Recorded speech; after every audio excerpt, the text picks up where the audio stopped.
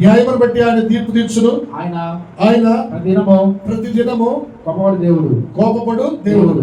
తలలో ఉంచి ప్రార్థించుకున్న వాక్య భాగం అయ్యా నాతో మాట్లాడయ్యా, అయ్యా నాతో సరిచేయ, ఇంకా నాలో లోపాలు ఉంటే నన్ను సరిచేయ అయ్యా, నా బలహీనతలన్నీ మీ గాయపడిన స్మరణ స్వస్థపరిచయ్యా మీ వాక్యం ద్వారా అని మన హృదయం ముందు కోరుకుందాం.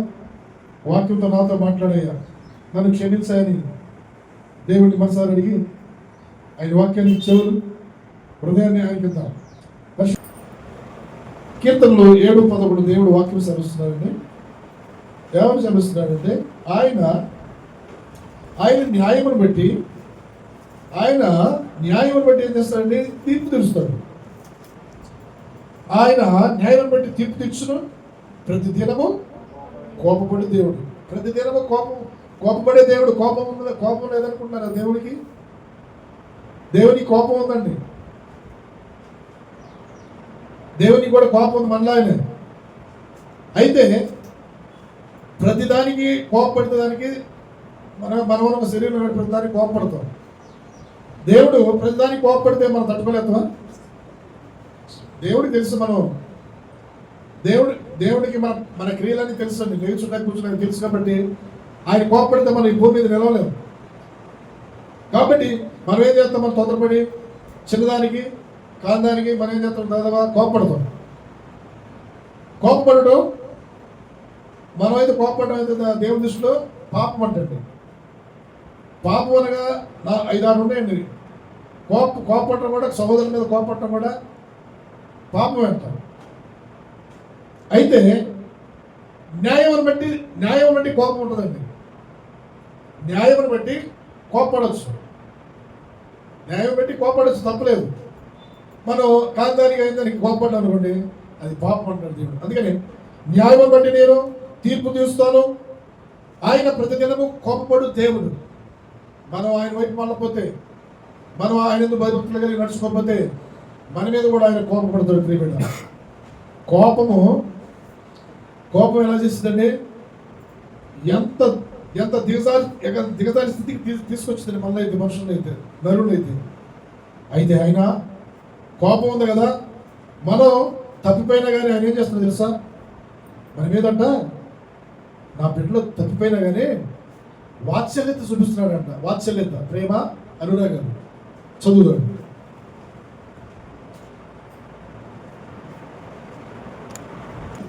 డెబ్బై 78వ అధ్యాయము 38.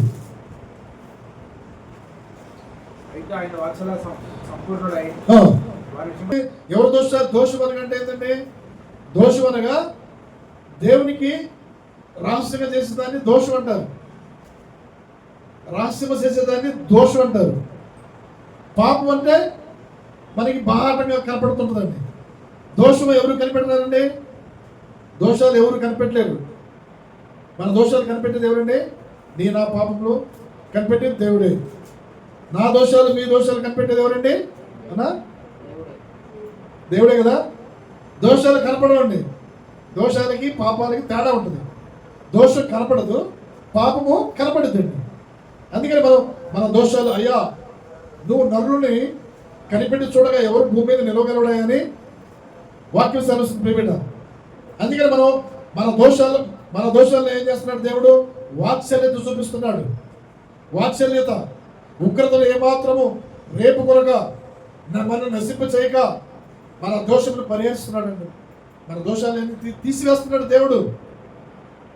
మన దోషాలన్నీ కూడా దేవుడు తీసేస్తున్నాడండి.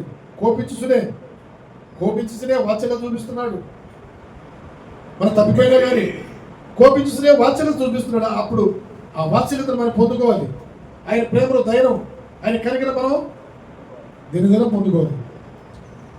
మనం పొందుకోవాలి ప్రియదేవుని బిడ్డ. అందుకనే ఆయన కోపమును మనం రేపకూడదంట.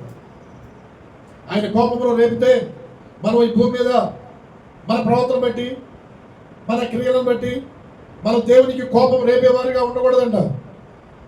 ఇప్పుడు మనం ఉన్నాం, మన పిల్లలు ఏం చేస్తారంటే మన మాట అనకపోతే మరి కోపం వచ్చితే రాదా? వచ్చింది. అది పిల్లలు తల్లిదండ్రులకు లోబడాలి. పిల్లలకు కూడా కోపం ఉంది, పిల్లలకు కూడా కోపం ఉంటుంది. ఏ కోపం ఉంటుందండి? మీ పిల్లలకు కోపం రేపనిక, మీ పిల్లలకు కోపం రేపని వాళ్ళు అడిగింది మనం ఇవ్వాలి. అప్పుడు ఈ పేరుగా ఈ ఒక బొట్టోడిని చూద్దాం, ఈ పొద్దు వాడు ఏం చేస్తాడండి? ఎంత కోపం వచ్చి కింద దొల్లేస్తాడా? అందుకని మీ పిల్లలకు కోపం రేపని కానీ పిల్లలు చిన్నపిల్లలు కూడా కోపం ఉంది, అక్కడ అర్థం తెలియాలి, ఆ కోపానికి అర్థం తెలియాలి. కొంతమంది తెలియక మీ పిల్లల కోపం తెలియదు. పిల్లల కోపం ఎందుకు వస్తుంది? మనం చెప్పిన దాన్ని నడవకుండా చెప్పింది నడవ వేరే మార్గం నడిస్తే కోపం వస్తుంది వాళ్ళకి. అలా నడవకూడదు, ఇలా చేయాలి అన్నప్పుడు పిల్లలకి కోపం వస్తుంది. అందుకని తండ్రులారా మీ పిల్లల కోపం రేపొద్దు అంటారు.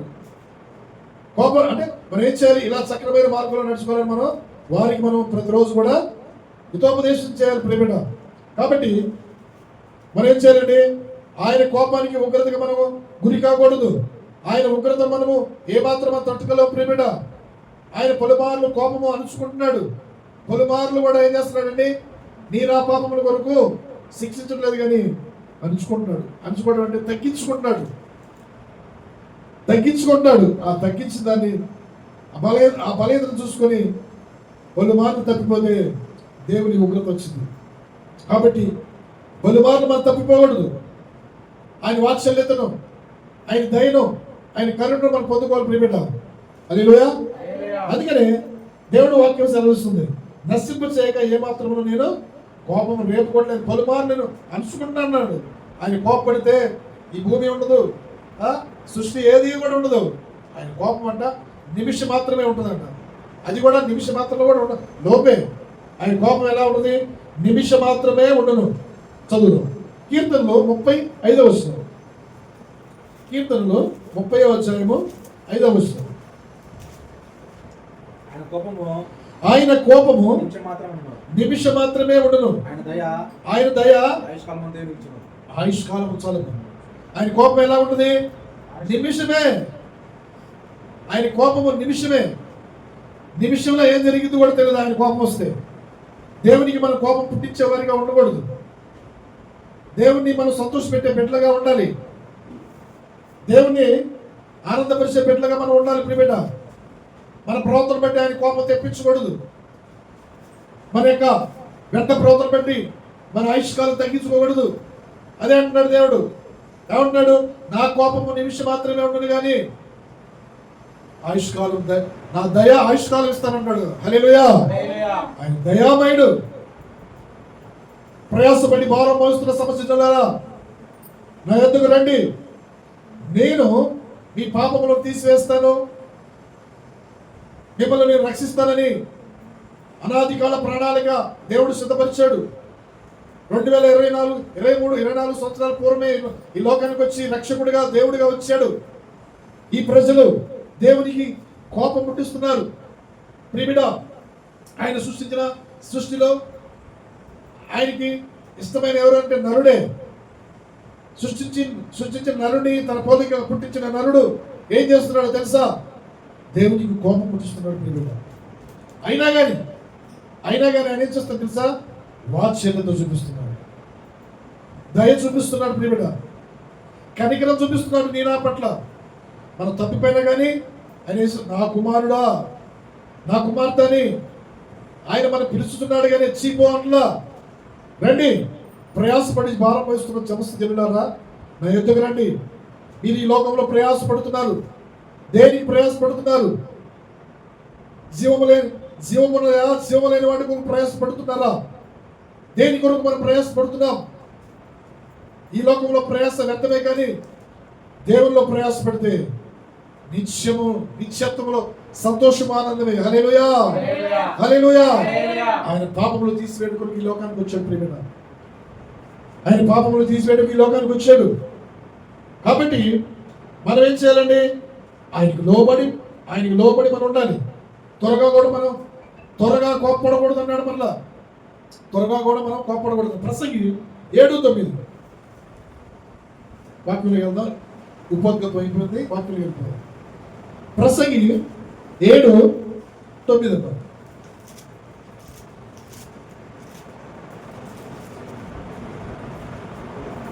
7వ వచనం. ఆత్రపడి ఆతృపడి కోపడవద్దు, ఆతృతపడి కోపపడవద్దు. బుద్ధిహీనుల అంతరంగమందు బుద్ధిహీనుల అంతరింద్రియములందు కోపము సుఖనివాసం చేయడం, కోపము సుఖనివాసం చేయడం. ఏమవుతుందన్న సుఖ నివాసం చేస్తుందంట. కోపం వల్ల సుఖ నివాసం. బుద్ధిహీనుల అంతరింద్రియాలు, మన అంతరింద్రియాలు హృదయంలో కోపం ఏం చేస్తుందంటే సుఖ నివాసం చేస్తుంది. కోపపడుడు కానీ పాపం చేయొద్దని దేవుడు చెప్తున్నాడు. నీ కోపము సూర్యుడు ఉదయించడానికి విడిచిపెట్టమని దేవుడు వాక్యం సెలవుస్తుంది. ప్రియమిడ, మనం ఎవరి మీద కోపపడ్డా కానీ, మనం తొందరపడి కోపపడ్డా కానీ మనం ఏం చేయాలి? దాన్ని మరి ఒప్పుకొని సూర్యుడు అస్తమించడానికి ఏం చేయాలని చెప్పనా? సూర్యుడు అస్తమించడానికి మనం ఏం చేయాలన్నా విడిచిపెట్టాలి దాన్ని. కోపం అలాగే ఉండిపోయింది మనలో. అదేమైంది? విషమైపోయి అక్కడ చేయలేని కార్యాలను చోటిస్తుంది. కాబట్టి కోపపడు కానీ సూర్యుడు ఉదయించడానికి అస్తమించడానికి, అది కూడా వాక్యం చూద్దాం. ఎఫెసీయులకు రాసిన పత్రిక 4:26. ఇవన్నీ తెలియాలి వాక్యాలు. ఎఫెసీయులకు రాసిన పత్రిక 4:26 చదువు. కోపపడు కానీ పాపము చేయకుడి, సూర్యుడు అస్తమించు వరకు మన కోపము నిలిచి ఉండకూడదు. కోపపడచ్చు, కోపం ఉంటుంది, ప్రతి ఒక్కరికి కోపం ఉంటుంది. చిన్నపిల్లడికి కోపం ఉంటుంది, ముసలాయికి కోపం ఉంటుంది, అందరికి కోపం ఉంటుంది. అయితే కోపపడేదానికి ఒకటి ఉంటుంది. కోపపడేదానికి ఒక క్లూ ఉంటుంది. ఏది? మరి ప్రతిదానికి కోపపడం కదండి. చేసే దాన్ని బట్టి ఏమొచ్చిందంటే మనకి కోపం పుట్టిస్తారు మన పిల్లలు కానీ మన ఇంట్లో వాళ్ళు కానీ. అప్పుడు మనం ఏం చేస్తాం? ఆతృతపడి ఏం చేస్తామంటే కోపపడతాం. అందుకని కోపపడడం పాపం అన్నాడు. ఇది కూడా పాపం. అప్పుడు మనం ఏం చేయాలి? అయ్యా, నా పాపాన్ని క్షమించాయా, నా దోషాలన్నీ తొలగించాయా, కోపాన్ని నేను యేసునామములో బంధిస్తున్నానయ్యా, నేను నా సహోదరుల మీద కోపపడ్డానయ్యా, అయ్యా నేను ఆతృతపడి కోపపడ్డానయ్యా, నేను నా నోటి నుంచి వ్యర్థమైన మాటలు పలికానయ్యా అని మనం క్షమించమని దేవుడు అడిగితే ఆయన ఏం చేస్తాడంటే, ఆయన దయామయుడు, వాత్సల్య పూర్ణుడు కాబట్టి మనం ఏం చేస్తాడన్నా? ఏమండి? క్షమిస్తాడు. హల్లెలూయా. అది కోపము అసలు ఎందుకు వచ్చింది దేవుడికి తెలుసా? కోపం ఎందుకు వచ్చింది దేవుడికి? అసలు ఎవరి ద్వారా వచ్చిందంటే ఇశ్రాయేలు ప్రజల ద్వారా మన ద్వారా వచ్చింది. దేవుని కోపం పుట్టించారు. మనం ఇన్ని సంవత్సరాలు మందిరానికి వస్తున్నాం, ఇన్ని సంవత్సరాలు వాక్యాలు వింటున్నాం, ఇన్ని సంవత్సరాలు వాగ్దానం పొందుకుంటున్నాం, ఇన్ని సంవత్సరాలు దేవుని సన్నిధిలో మన ఆనందం గడుపుతున్నాం. ఎవరు వాక్యాన్ని విని ఎవరు కోపం పుట్టిస్తారో వారి మీదకి దేవుని ఉగ్రత వచ్చింది. అందుకని మనం వాక్యాన్ని విని మనం దేవునికి ఉగ్రత తెచ్చుకోకూడదు, దేవునికి మనం కోపం పుట్టించకూడదు. ఇశ్రాయేలు ప్రజలు ఐగుప్తు నుంచి 430 సంవత్సరాలు బానిసత్వంలో నుంచి విడిపించుకొని తీసుకొస్తున్నప్పుడు వారు అరణ్యాలకు వచ్చిన తర్వాత ఏం చేస్తున్నారండి? సినాయి పర్వతం దగ్గరికి వచ్చిన తర్వాత అక్కడ 40 దినాలు 40 పగులు 40 రాత్రులు మోషే దేవుడితో మాట్లాడి రమ్మని దేవుడు పిలిస్తే అక్కడికి వెళ్ళారు. అక్కడికి వెళ్ళిన తర్వాత దేవుడితో మాట్లాడి 40 దినాలు మాట్లాడుతున్నారు. ఈ ప్రజలు ఏం ఆతృతగా కోపపడిపోయారు. మోషే మీద ఆతృతపడి కోపపడ్డారు. వీళ్ళు ఏమన్నా అంటారని? బుద్ధిహీనులు అంటారు. బుద్ధిహీనుల అంతరింద్రియం ఏముంటుందండి? బుద్ధిహీనుల అంతరింద్రియం ఏముంటుంది? కోపం ఉంటుంది. బుద్ధిహీనం, భక్తిహీనత, రక్తహీనత, శక్తిహీనత అంటారు చూడండి. అలాంటి వారు అంతరింద్రియాలు ఏముంటుందండి? కోపపడుతూనే ఉంటారు. ప్రియ దేవుని బిడ్డ, అందుకని మోషే గారికి కోపం వచ్చింది. ఎవరి ద్వారా కోపం వచ్చి చూద్దాం. హల్లెలూయా. ఐగుప్తు నుంచి తీసుకొచ్చారు. 430 సంవత్సరాల బానిసత్వం తీసుకుని వస్తున్నారు. సినాయి పర్వతం వెళ్ళి సేవకుడు వెళ్ళి మాట్లాడడానికి వెళ్ళాడు. 40 రాత్రులు 40 పగలు మాట్లాడడానికి వెళ్తే ఈ ప్రజలు ఏమన్నా తెలుసా? మాకు ఒక దూడ కావాలి, ఒక విగ్రహం కావాలి, ఒక బొమ్మ కావాలని అగరోని బాధ పెట్టారండి. అన్నని బాధ పెడితే ఆయన ఏం చేశాడు? వీళ్ళు బాధ తట్టుకోలేక ఇప్పుడు ఒక్కడేయండి 6 లక్షల కాలబలంలో ఈయన ఒక్కడైనప్పుడు అలా దెబ్బ కొట్టినా చనిపోతాడు కదా. ఈయనకి బాధపడి ఈయన ఏం చేశాడు? మీ సేవలకున్న పోగులను, మీ యొక్క పట్టీలను మీ యొక్క చేతిలోని మన్న తీస్తారండి. అప్పుడు వెండి పట్టీలు వెండి కడియాలు ఉన్నాయి కదా వెనకటి రోజులు, అవన్నీ ఇచ్చారు ఆయనకి. అవి అగ్నిలో వేస్తే కంసాలు అని అగ్నిలో వేస్తాయని ఒక ముద్ద అయిపోయింది. దానిని ఒక దూడగా చేసి దాని ఎదుట హిందూ వినోదాలు డాన్స్ చేస్తున్నారు. ఇదే మమ్మల్ని ఐగుప్తు నుంచి తీసుకొచ్చింది, ఇదే మమ్మల్ని బానిసత్వం విడిపించిందని. చూడండి, వీళ్ళకి అసలు జ్ఞానం ఉందా? అసలు బుద్ధి ఉందా వీళ్ళకి? దేవుడు బానిసత్వం నుంచి 430 సంవత్సరాలు టకా టకా టకా నలగొడితే వాళ్ళు ఇక్కడికి వచ్చి విడిపించుకుని తీసుకొస్తుంటే ఒక సేవకుడు ఆయన ఏమంటారు చూడండి, ఇదే దేవుడు, ఇదే దేవుడు మమ్మల్ని విడిపిస్తాడు. ఏడ విడిపిస్తాడు? అది అగ్నిలో వేసి ఒక రాయిలాగా దేవుడు అయితే దాని ఎదుట ఏం చేస్తున్నారు? దాని ఎదుట సాగిల పడుతున్నారు, డాన్స్ చేస్తున్నారు, పూజిస్తున్నారు. అప్పుడు దేవునికి ఏమొచ్చిందండి? కోపం రాదా? దేవునికి విరోధంగా ప్రవర్తిస్తే, దేవునికి విరోధంగా నడుచుకుంటే కోపం రాదా? కోపం వచ్చింది ప్రియబిడ్డ. దేవునికి మనం కోపం తెప్పించామనుకో, మనం ఈ లోకంలో ఎక్కడ నిలలేం. తల్లిదండ్రులు కోపం పుట్టించినా ఏం కాదు, సేవకులకు కోపం పుట్టించినా ఏం కాదు, మన వాళ్ళు ప్రార్థన చేస్తారు. దేవునికి కోపం మనం పుట్టించకూడదు. నిన్ను బట్టి నీ సహోదరుని కోపపడొద్దు. దేవుని ఉగ్రత, దేవుని కోపం నీ మీద ఉంటుంది. నువ్వు ఎందుకు కోపపడాలి? ఏదైనా చెడ్డ పని చేసి నీ గురించి చెడ్డ మాటలు పలిగితే మనం ఏం చేయాలండి? కోపపడు, తప్పులేదు. నీకు హాని చేయని వాడితో, నీకు మేలు చేసేవాడితో నువ్వు కోపపడితే ఎట్లా? మనకి హాని చేసాడు అనుకోండి, కోపపడు, తప్పులేదు. మోషే అంటాడు, మోషే దిగు, కొండ దిగెళ్ళు, ఈ ప్రజలను విడిపించుకొని తీసుకొని వస్తున్నావే, పోత విగ్రహం పోసుకొని దూడలు వేసుకొని నువ్వే మా దేవుడు అని చెప్పుకొస్తున్నారు చూడు. తప్పుగా వీరిని ఒక్క నిమిషంలో నేను కాల్చి వేస్తాను, అగ్ని నుంచి, ఆకాశం నుంచి అగ్ని దించి. తప్పుగా మోషే, అయ్యా వీరు తప్పుపోయిన ప్రజలయ్యా, వీళ్ళు తప్పుపోయిన ప్రజలు క్షమించాయని మోషే బ్రతిలాడుకుంటున్నాడండి. చూడండి, దేవుని చేత ఏర్పరచబెట్టిన కూడా బ్రతిలాడుకుంటారండి. అయ్యా వీరిని క్షమించాయా, వీరిని మార్చాయా, వీరిని దేవా మంచి మనసు అయ్యా, వీరికినైనా మంచి ఆరోగ్యం అయ్యా, వీరిని దీవించని సేవకుడు ప్రతిరోజు కూడా దేవారాత్రులు ఏం చేస్తారు సిస్టర్ గారు? ప్రార్థన చేస్తారు. అలాగే మోషే కూడా ఏం చేశాడు? మోషే అంటాడు, దేవుడు అంటాడు, నువ్వు ఊరకుండా మోషే, వీరు లోబడిన ప్రజలు, ఇదిగో నేను ఒక్క క్షణంలో నేను కాల్ చేసి నిన్ను గొప్ప జనంగా చేస్తానంటాడు దేవుడు. చూడండి ఎందుకు కోపం పుట్టించారు దేవుడికి.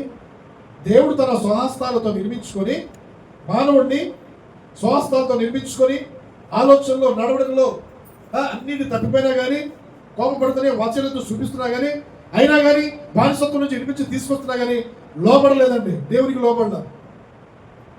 ఆహారం కురిపించాడు, మన్నాని నీళ్ళు ఇచ్చాడు, ఎర్ర సముద్రం దగ్గర బయలు చేశాడు, శత్రువులు ముంచివేశాడు, ప్రసిద్ధి నొందిన రాజులు అర్థం చేసినా కానీ ఇవన్నీ కళ్ళారా చూసి విని కోపం పుట్టించిన వారంటే దేవుని మాట విని కోపం పుట్టించారంట. దేవుని మాట మనం వింటున్నావా, వింటలేదా? ప్రతి వారం మనం వింటాం కదా వాక్యం. ఏమా మనం దేవుని కోపం పుట్టించొచ్చా? మనం ఏం చేయాలి? విన్న వాక్యం ప్రకారం మనం నడుచుకోవాలి, సరవాలి. అంతేగాని ప్రతిరోజు కూడా మనలో మార్పు రావాలి. ప్రియమైన మార్పు అనేది రావాలి, చంట పెట్టాలి, మార్పు రావాలి నీలో నాలో. దేవుని కోపం పుట్టించే బిడ్డలుగా మనం ఉండకూడదు. దేవుని ప్రేమ, వాత్సల్యత, జాలి పొందుకునే బిడ్డలుగా మనం ఉండాలి. అందుకని నిన్ను నన్ను కొనుక్కున్నాడు, విలువైన రక్తంతో కొనుక్కున్నాడు ప్రియబిడ్డ. హల్లెలూయా, హల్లెలూయా. అప్పుడు మోషే అంటున్నాడు, అయ్యా వీరిని క్షమించయ్యా, అయ్యా వీరిని క్షమించయ్యా, వీరు అయ్యా తెలియక నాయన ప్రవర్తిస్తున్నారయ్యా, తెలియక మాట్లాడుతున్నారయ్యా, వీరిని క్షమించని బ్రతిమలాడుకుంటాడు దేవుణ్ణి. చూడండి మోషేకి ఏం పని అండి? బ్రతిమలాడుకున్న పని అండి, చెప్పండి. బ్రతిమలాడుకుంటున్నాడండి. బ్రతిమలాడుకొని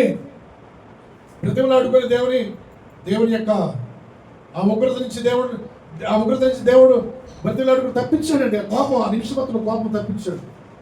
ఆ నిమిషం, ఒక్క నిమిషం ఒక్క నిమిషం కోపంలో ఏం జరిగిందో తెలియదు. గాలి తుఫాలు వస్తాయి రావా? వస్తాయి రావండి? ఇప్పుడు ఒక మాట మాట్లాడినప్పుడు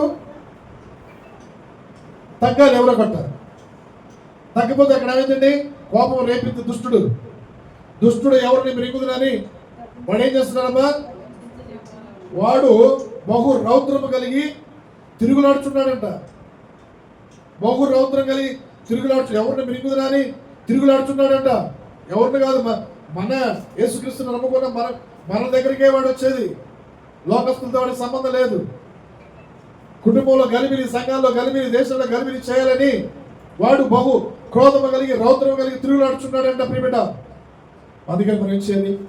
జాగ్రత్తగా ఉండమంటాడు దేవుడు. మనం దేవునికి కోపం పుట్టించే వారిగా ఉండకూడదు. దేవుని వాత్సల్యత, ప్రేమ, అనురాగాలు పొందుకునే బిడ్డలుగా మనం ఉండాలని దేవుడు ఈరోజు తెలియపరుస్తున్నాడు ప్రియబిడ్డ. హల్లెలూయా, హల్లెలూయా, హల్లెలూయా. కీర్తన 106:23. కీర్తన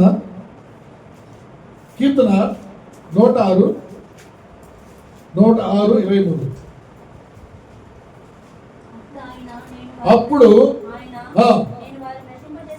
అప్పుడు వారిని నేను నశింప చేసేదనని ఆయన వారిని నశింప చేయకుండానట్లు ఆయన కోపమును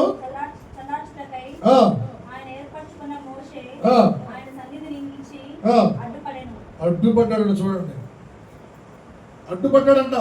అయ్యా వద్దయ్యా వారిని. ఇప్పుడు మనం ఉంటుండే ఎవరైనా ఏదైనా చిన్న ఇన్సిడెంట్ జరిగిన మనం ఏం చేస్తాం? వద్దులే అని అడ్డం తిరుగుతా ఎప్పుడుతుంది కదా. అట్లానే మోషే, అయ్యా వీరిని క్షమించయ్యా, వారిని నువ్వు నశింప చేయొద్దు, వారిని నశింపన్నట్లు నీ కోపం చల్లార్చుకోయా అని దేవుడు ఏం చేశాడండి? బ్రతిమలాడుకుంటున్నాడు ప్రియబిడ్డ, బ్రతిమలాడుకుంటున్నాడు. ఎందుకని? హోరేబు వచ్చినప్పుడు, హోరేబు అనగా దేవుని పర్వతం, హోరేబులో విగ్రహం చేసుకున్నారు, ఎగురుతున్నారు, తాగుతున్నారు, తింటున్నారు. నువ్వే మమ్మల్ని రక్షించింది, ఐగుప్తు యొక్క ఫరో నుంచి నువ్వే మమ్మల్ని రక్షించావు. ఫరో నుంచి రక్షించింది అది వెండి చెవులున్న పోగులు తీసి ఒక విగ్రహం చేసుకుని దాన్ని ఎగురుతుంది. దేవుడు కోపం రాదా? దేవుడు అంటాడు, అవి కనులున్నాయో చూడలేవు, నోరున్నాయో పలకలేవు, కాళ్ళున్నాయో నడవలేవు, వాటిని చేయవారు కూడా అలాగనే ఉంటారు. దేవుడు వాక్యం సెలవిస్తుంది. ఆకాశం అంది కానీ, భూమి అంది కానీ, భూమి కింద నేల అంది కానీ దేని రూపము చేసుకునకూడదు, సాగిలపడకూడదు, పూజించకూడదని దేవుడు ద్వితీయోపదేశకాండము 5వ అధ్యాయంలో దేవుడు వాక్యం సెలవిస్తుంది. సాగిలపడు ఎవరికి సాగిలపడాలని? భూమి ఆకాశాలు కలుగు చేసి సముద్రం సమస్తంలో కలుగు చేసిన దేవునికి మనం ఏం చేయాలండి? సాగిలపడాలి. మీరు దేనికి సాగిలపడుతున్నారు? ఒక ఎద్దు రూపాన్ని చేసుకొని గట్టి వేసే ఎద్దు రూపాన్ని కలుగు చేసుకొని దానికి సాగిలపడుతూ దేవుని కోపం పుట్టించి దేవుని ఉగ్రతకు గురవుతున్నారు. వారికి ఏది కావాలంటే అది ఇస్తున్నాడు. ఆహారం ఇచ్చాడు, మన్నాన్ని ఇచ్చాడు, మాంసాన్ని ఇచ్చాడు, దేవదూతలు తినే ఆహారం ఇచ్చాడు. అయినా కానీ దేవునికి లోపడలేదు. దేవునికి లోపడలా. ఈ లోకంలో మనం ఉంటాం. మనకన్నీ సూర్యుడి నుంచి కాంతి వస్తుంది, చంద్రుడి నుంచి వెలుగు వస్తుంది, భూమి ఫలాలు ఇస్తుంది, మంచి ఋతువులు ఇస్తున్నాడు దేవుడు, వర్షాకాలం ఇస్తున్నాడు, చలికాలం వస్తుంది. మనకి అన్నీ మనం అనుభవిస్తున్నాం కదా. మరి దేవునికి లోపడద్దా? దేవునికి లోపడదు. దేవునికి కోపం పుట్టించేవారిగా మనం ఉండకూడదు ప్రియబిడ్డ. దేవుని ఇచ్చినవి మనం తిని సమృద్ధిగా తిని ఆయన ఏం చేయాలి? మనం ఘనపరచాలి, కీర్తించాలి. దావీదు వలె జీవిత కాలం ముందు నిన్ను స్తుతిస్తానయ్యా, నా బ్రతుకు దినంలో నిన్ను ఘనపరుస్తానని దేవుని ఎదుట మనం ఏం చేయాలండి? సాగిలపడాలి. హల్లెలూయా, హల్లెలూయా. అసలు దేవుని కోపం పుట్టించింది ఎవరో తెలుసా? ఇశ్రాయేల్ ప్రజలే. విని కోపం పుట్టించిన వారు ఎవరంటే ఇశ్రాయేల్ ప్రజలే ప్రేమిడ.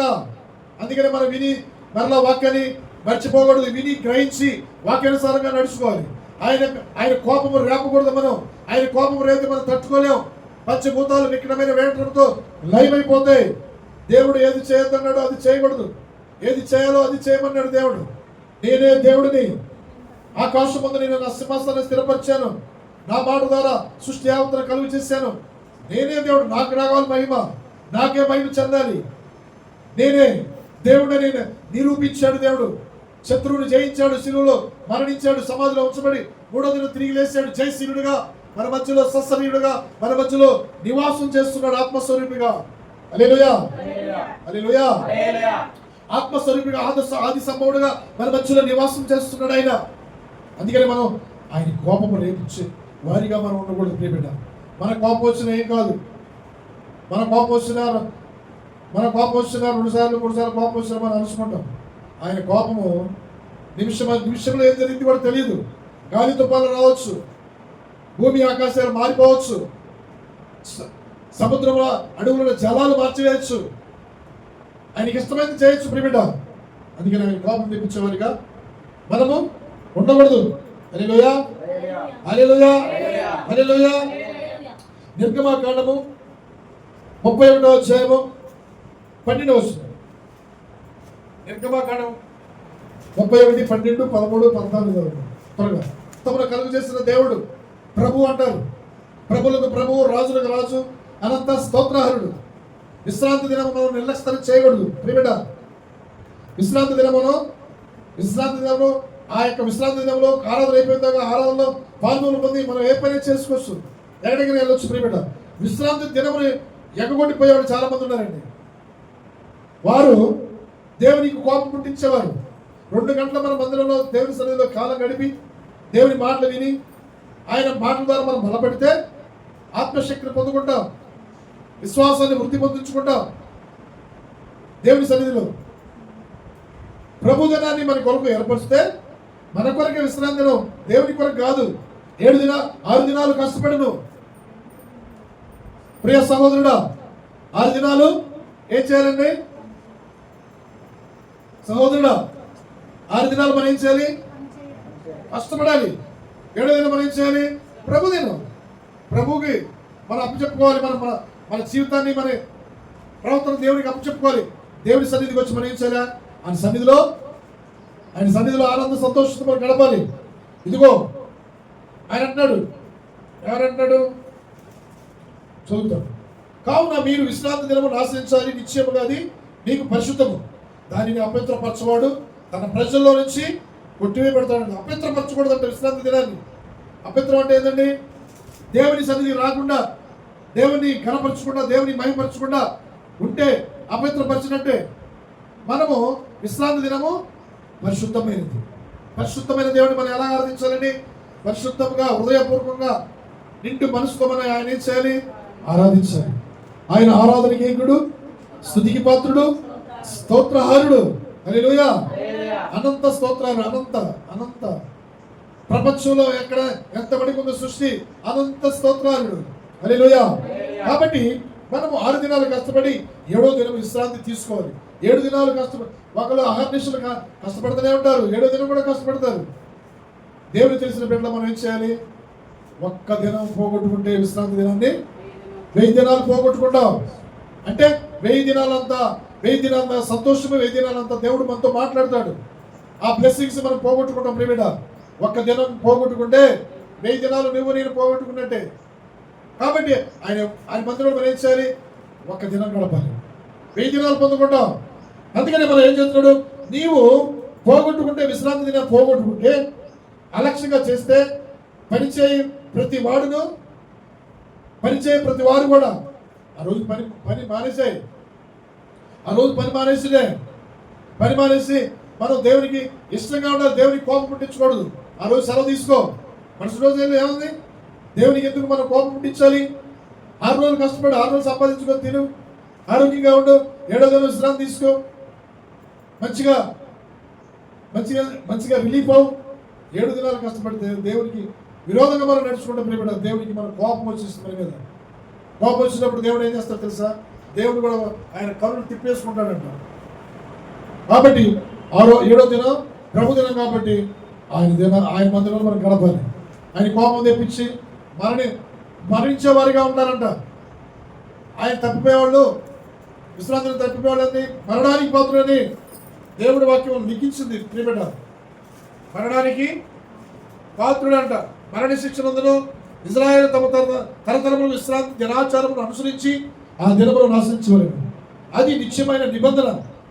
నాకును ఇశ్రాయేలుకును అది ఎల్లప్పుడూ గుర్తై ఉంది. ఏలాగా 6 దినములు పనిమాని విశ్రమించను. హల్లెలూయా. దేవుడు కూడా ఎన్ని రోజులు పనిచేశాడని, ఎన్ని రోజులు సృష్టించాడు?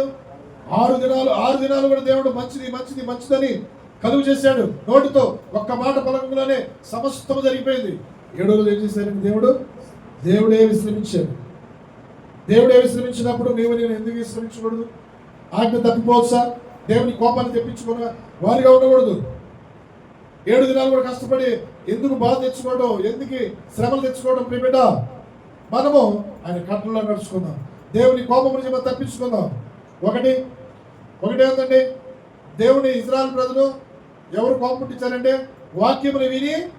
వాక్యముని విన్నోళ్ళే దేవుని కోపం పుట్టించారు. ఇశ్రాయేలు ప్రజలు దేవుడు అంటే తెలుసుకునేనే కోపం పుట్టించాడు. రెండోది, ఆయన యొక్క ప్రభు దినాన్ని మనం ఏం చేయాలి? తూచా తప్పకుండా చేయాలి. 6 దినాలు కష్టపడి 7వ దినం విశ్రాంతి తీసుకోవటం అంతే. 2 పాయింట్లు. 3వ పాయింట్కి వెళ్దాం. యెషయా 57:16. 57:16.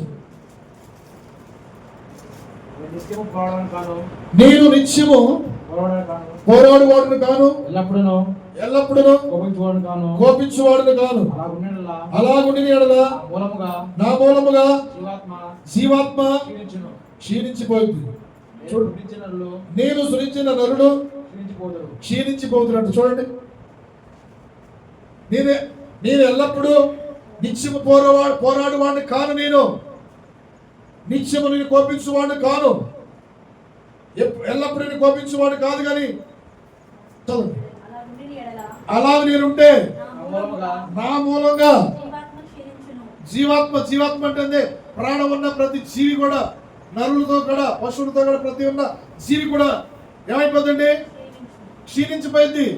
ఆయన కోప్పడితే క్షీణించమంటే చనిపోతారు అందరూ ఆయన కోప్పడితే. అందుకని ఆయన ఏం చేస్తుంది? కోపమును రేపు కనుక ఆయన ఏం చేస్తున్నాడు? దినము తగ్గించుకొని ఉంటాడు. ప్రియబిడ్డ, ఆయన మన మీద వాత్సల్యత చూపిస్తున్నాడు. ఎవరు కోపం పుట్టించారో తెలుసా? వాక్యాన్ని విని వాక్యానుసారంగా నడుచుకోకుండా, వాక్యానుసారంగా ప్రవర్తించకుండా, వాక్యానుసారంగా జీవించకుండా, వాక్యానుసారంగా బ్రతకకుండా వారే దేవుని కోపం పుట్టించారు. ఆయన కోపము నిమిషం మాత్రమే ఉంటుంది. ఆయన వాత్సల్యత చూపిస్తున్నాడు. నాకేమైందిలే, నా ఇష్టం వచ్చినట్టు ప్రవర్తిస్తా, నా ఇష్టం వచ్చినట్టు నడుచుకుంటా, నేను బాగానే ఉన్నా కదా, దేవుడు కోపం వచ్చిందా నా మీదకి అని బుద్ధిహీనంగా మనం అప్పుడు కూడా ఆలోచించకూడదు. ప్రియబిడ్డ, దేవుని కోపం ఉంది. దేవుని కోపం నిమిషం మాత్రమే ఉంటుంది. ఆ నిమిషంలో ఏమి జరిగిందో తెలియదు నీ పట్ల, నా పట్ల. కాబట్టి మనం తప్పిపోకుండా మనం ఏం చేయాలండి? ఆయన ఇచ్చిన కట్టడలు కానీ, ఆయన చెప్పిన ఏదైనా సరే వాక్యం కానీ మనం హృదయంలో ఉంచుకొని, చెవితో విని గ్రహించి మనం నడుచుకోవాలి. ఆయన మార్గంలో, చక్కని మార్గంలో నడుచుకోవాలి. ఆయనకి మన కోపం రేపేవారిగా మనం ఉండకూడదు. ప్రియబిడ్డ, మన కోపం రేపుతారు. ఈ లోకంలో మన కోపం రేపుతారు. అయినా కానీ మనం ఈ లోకంలో మనం కోపం పడకూడదు. వస్తుంది, కోపం వచ్చింది, బాగానే కోపం వస్తుంది మనకి. ఎందుకంటే మనం ఉప్పు కారం తింటాం, కోపం వచ్చింది. అయినా మనం అనుసుకుంటా కానీ ఇంకా మన దుష్టులు ఏం చేయాలి? కోపం రేపుతుంటారు. ప్రియబిడ్డ, కాబట్టి మనం ఏం చేయాలి? కోపమును అనుసుకొని దేవుడు ఎలాగా కోపం అనుసుకొని మనం కూడా కోపం అనుసుకొని అయ్యా క్షమించాయని మనం కూడా దేవుని వైపు తిరగటమే. విని కోపం పుట్టించారు ఇశ్రాయేలు ప్రజలు. సేవకుడు బ్రతిలాడుకున్నాడు, ఆ శిక్ష నుంచి తప్పించబడ్డాడు. కాబట్టి అది పాపం. కాబట్టి అయ్యా నా పాపాన్ని క్షమించాయా, నా సహోదరుల మీద నేను కోపపడ్డాను, నేను ప్రవర్తించాను, అపవిత్రంగా ప్రవర్తించాను, నా సహోదరి మీద నేను అపవిత్రంగా ప్రవర్తించాను, కోపం పుట్టించానయా, నీకు లేనిపోయిన చెడ్డ మాటలు పలికి, లేనిపోయిన కొండలు చెప్పిన అయినా నేను నీకు కోపం పుట్టించానయ్యా. అయినా కానీ నాకు తెలియనప్పుడు కానీ నువ్వు నా మీద ప్రేమ చూపిస్తున్నావు, నువ్వు నా మీద వాత్సల్యత చూపిస్తున్నావు. కాబట్టి నేను ఈరోజు సజీవుడిగా ఉన్నానయ్యా, నన్ను క్షమించాయని మనం ప్రతిరోజు ప్రాధాన్యపడి దేవుని సన్నిధిలో బ్రతిలాడుకోవాలి. నేను సహోదరుడా, సహోదరి, ఈరోజు దేవుడు స్పష్టంగా మాట్లాడుతున్నారు. నీతో నాతో ఈరోజు స్పష్టంగా మాట్లాడుతున్నారు. ఆయన కోపానికి మనం ఉగ్రతకు గురి కావద్దు. ఏదైతే చెప్పాడో దేవుడు చూసా తప్పక మనం పాటిద్దాం. విశ్రాంతి దినాన్ని పోనీయదు, ఒక్క దినం కూడా పోనిస్తే నీవే శిక్షకు పాత్రుడు పాత్రురాలువి. కాబట్టి మనం ఏం చేయాలి? విశ్రాంతి దినాన్ని చూసా తప్పగా పాటించాలి. పాటించి ఆయన కోపానికి ఉగ్రతకు గురి కాకుండా దినదినము భయభక్తులు కలిగి ఆయన ప్రేమను మనం పొందుకుందాం. చివరిగా ఒక వాక్యం చదువుకొని ముగించుకుందాం. కీర్తన 25:11. కీర్తన 25:11.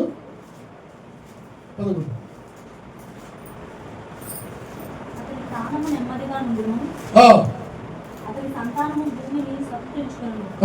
యెహోవా మర్మము ఆయన యందు భయభక్తులు గల వారికి తెలిసి ఉన్నది. కీర్తన 25:11. యెహోవా నా పాపం బహు ఘోరమైనది, నీ నామం బట్టి దాన్ని క్షమించుము. దావీదు అంటాడు. దావీదు కూడా కోప్పడ్డాడు, ఒప్పుకుంటాడు. కానీ యెహోవా నా పాపము బహు ఘోరమైంది. పాపం అనగా కోపపడ్డాడు. కోపమే పాపం. ఒప్పుకోవాలి మనం. అయ్యా నా పాపము బహు ఘోరమైంది అయ్యా, నన్ను క్షమించయ్యా. నా పాపము ఘోరమైందయ్యా, నన్ను క్షమించయ్యా. నీ నామను బట్టి నన్ను క్షమించని దావీదు అడుగుతున్నాడు. ప్రియబిడ్డ, ఈరోజు మనం కూడా అడుగుదామా? అయ్యా నన్ను నా పాపం క్షమించయ్యా, నేను వ్యర్థ ప్రవర్తించానయ్యా, కాళ్ళతో ప్రవర్తించానయ్యా, నా శరీరంతో ప్రవర్తించానని క్షమించయ్యా. అయ్యా నేను కోపపడ్డానయ్యా, కోపపడి నేను పాపం చేశాను తండ్రి, నన్ను క్షమించంటే నిన్ను క్షమించడం ఒక సిద్ధ మనసు కలిగిన దేవుడు. నువ్వు సహోదరు మీద కోపపడ్డే పాపమే. చాటు మాటున్నాను సహోదరు మీద దేశించిన కోపము పాపమే. అది ఆ పాపాన్ని అలా పెట్టుకుంటే నువ్వు వృద్ధి పొందలేవు, నువ్వు ఆశ్రయించబడలేవు. ఆ పాపం ఎలా ఉంటుంది? పట్టి పీడిస్తుందంట. ఆ పాపము పట్టి పీడించి ఏం చేస్తే మనకి మేలు జరగకుండా కారణం అవుతుందంట. అది చదువుదాం, వాక్యం చదువుకొని ముగించుకుందాం. మీకా 6వ అధ్యాయము 11వ వచనం. మీకా 6వ అధ్యాయము 13వ వచనం. అభివృద్ధి పొందకపోవడం కారణం ఏంటి? నువ్వు ఆశ్రయించకపోవడం కారణం ఏంటి? నీ పిల్లలు అభివృద్ధి పొందకపోవడం కారణం ఏంటో తెలుసా? మన పాపాలే. నీ పాపము నిన్ను బాగు చేయకుండా నీ పాపము నీకు అడ్డుగా వస్తుంది. నీ పాపమే నిన్ను బాగు చేయట్లేదు, నిన్ను స్వస్థత రాకుండా చేస్తుంది నీ పాపమే. నీ కోపమే పాపం. కాబట్టి నీ కుటుంబానికి ఆశీర్వాదం రాకుండా పోవడం కారణం పాపమే. ఐక్యత కలిగి ఉండాలి, సమాధానం కలిగి ఉండాలి, పొరుగు వారితో ప్రేమ కలిగి ఉండాలి. నువ్వు ఎవరైనా సరే ప్రేమ కలిగి ఉండాలి. దేవుని స్వరూపంలో మనం మారాలి. క్షమించని మనం అడగాలి. క్షమించని అడిగితే మనకి ఏమైందండి? దేవుడే మన తప్పులు క్షమిస్తే స్త్రీలో మనం అడగడానికి పెద్ద ఇదా? అయ్యా నా సహోదరుని క్షమించయ్యా, నా సహోదరుని క్షమించయ్యా. షిమి ఉన్నాడు, దావీదు వస్తున్నాడు. దావీదు వస్తుంటే షిమి పెద్ద పెద్ద రాళ్ళు పట్టుకొని రాళ్ళని కోపం పట్టుకున్నాడు. షిమి దావీదు దగ్గరే ఉన్నాడు. పెద్ద పెద్ద రాళ్ళు పట్టుకొని దావీదు మీదకి ఇస్తున్నాడు. దావీదు ఎవరండి? దేవుని చేత అభిషేకించబడిన వాడు, సేవకుడు. ఇప్పుడు నేనున్నా దేవుని చేత అభిషేకించబడిన వాడిని. నన్ను ముట్టినవాడు నా కనుగుడ్డు ముట్టినవాడని అర్థం. కాబట్టి నేను అభిషేకించిన వాడిని ముట్టకూడదు అన్నట్టుంది.